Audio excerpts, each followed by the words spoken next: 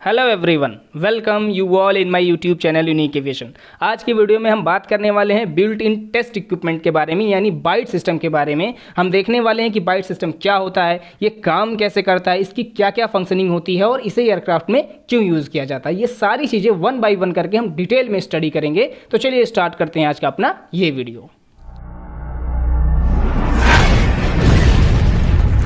First of all thank you everyone, we all know aviation need support. मैं अपना कर रहा हूं, आप अपना करिए। प्लीज वीडियो को एंड तक देखिए, लाइक करिए, शेयर करिए और सब्सक्राइब करिए। सबसे पहले हम बात करने वाले हैं कि बाइट सिस्टम क्या होता है। तो ध्यान रखिए, बाइट सिस्टम एक सेल्फ टेस्ट फीचर होता है जो कि किसी भी एयरबॉर्न इक्विपमेंट में लगाया जाता है। कहने का मतलब ऐसे इक्विपमेंट्स में लगाया जाता है जो एयरक्राफ्ट में यूज होते हैं, ठीक है। और ये as a integral fault indicator की तरह काम करता है, ठीक है। इंडिकेटर कहने का क्या मतलब है कि इसे सेपरेटली इंस्टॉल ना करके बल्कि उसी सिस्टम के साथ इंस्टॉल किया जाता है जिस किसी में भी सेल्फ टेस्ट फीचर देना होता है। अब जो हमारा अगला सवाल है वो ये है कि बाइट सिस्टम काम कैसे करता है। तो ध्यान रखिए, बाइट सिस्टम एक सिग्नल फ्लो टाइप सिस्टम होता है। कहने का मतलब ये कि अगर सब कुछ सही तरीके से काम कर रहा है, करेक्टली काम कर रहा है, तो हमारे सिग्नल्स जो होते हैं उन इक्विपमेंट्स के, वो एक प्री डिटरमाइंड कंडीशन में एक सही डायरेक्शन में चलते रहते हैं, ठीक है।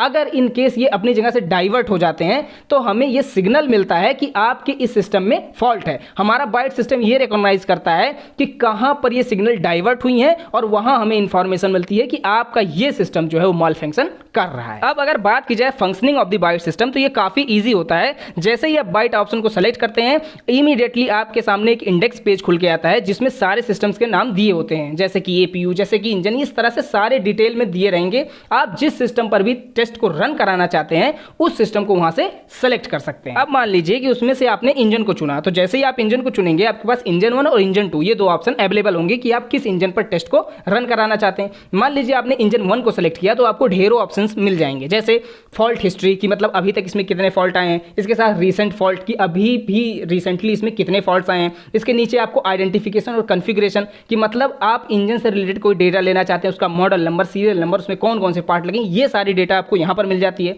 वाटर वॉश का ऑप्शन अवेलेबल होता है और इसके साथ सबसे खास जो होता है वो ग्राउंड टेस्ट का ऑप्शन होता है जिसमें आप एक्चुएटर्स को टेस्ट कर सकते हैं। इसके साथ ईईसी यानी इलेक्ट्रॉनिक इंजन कंट्रोल की टेस्टिंग कर सकते हैं जिसमें आप सेंसर्स वगैरह की टेस्टिंग कर सकते हैं। इग्नाइटर्स की टेस्टिंग कर सकते हैं, जैसे आप इग्नाइटर को सेलेक्ट करते हैं वहां आपको राइट और लेफ्ट दोनों इग्नाइटर को सेलेक्ट करने का ऑप्शन आता है। कहने का मतलब कि वन बाय वन करके आप सिस्टम के अंदर जा करके उसकी टेस्टिंग कर सकते हैं। इतनी बात जानने के बाद आपको समझ में आया होगा कि जो बाइट सिस्टम होता है उसकी क्या इंपॉर्टेंस होती है, ठीक है। अब एक आखिरी सवाल जो हमारे मन में आता है कि सिर्फ बाइट सिस्टम को ही क्यों यूज किया जाता है। तो इसका बहुत ढेर सारे रीजन है, जिनमें कुछ इंपॉर्टेंट रीजन ये हैं कि पहला तो सबसे खास बात कि ये रियल टाइम की डेटा मॉनिटरिंग देता है। कहने का मतलब कि प्रेजेंट टाइम के क्या सिचुएशन है आपके सिस्टम की, ये डेटा मॉनिटरिंग कराता है। दूसरी बात होती है केवल सिस्टम ही नहीं बल्कि उसके अंदर के सब सिस्टम, आपने देखा होगा अभी फंक्शनिंग में कि ये एक एक छोटे छोटे पार्ट्स की भी सिस्टम को टेस्ट करने का ऑप्शन देता है, ठीक, जो इसको बहुत ज्यादा खास बना देता है। इसके अलावा आप सिस्टम का स्टेटस ऑन बोर्ड देख सकते हैं, मतलब अगर आप एयरक्राफ्ट को उड़ा रहे हैं